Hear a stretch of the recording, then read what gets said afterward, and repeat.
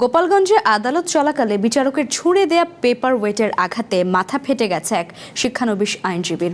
আইনজীবীরা জানান, বিকেলে জজ আদালত 2-এর বিচারক সুজন মিয়ার আদালত কক্ষে বেঞ্চের পেছনের দিকে মক্কেল ও আইনজীবীদের কথা বলতে দেখে বিচারক ক্ষুব্ধ হন।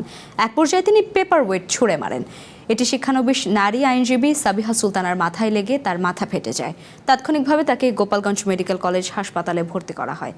বিচারকের এমন অপ্রত্যাশিত ব্যবহারে আইনজীবীদের মধ্যে তীব্র ক্ষোভ বিরাজ করছে।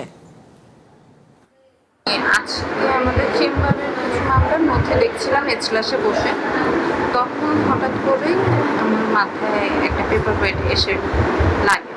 আমি প্রথমে ব্যাপারটা বুঝতে পারিনি, পরে দেখলাম যে আমাদের বিজ্ঞ বিচারক সুজন মিয়া স্যার অন্য মক্কেলদের পিছনে মক্কেলটা কথা বলছিল, উনি সেটাতে রেগে গিয়ে পেপার ওয়েটটা ছুঁড়ে মারে এবং সেই পেপার ওয়েটটা এসে আমার মাথায় লাগে।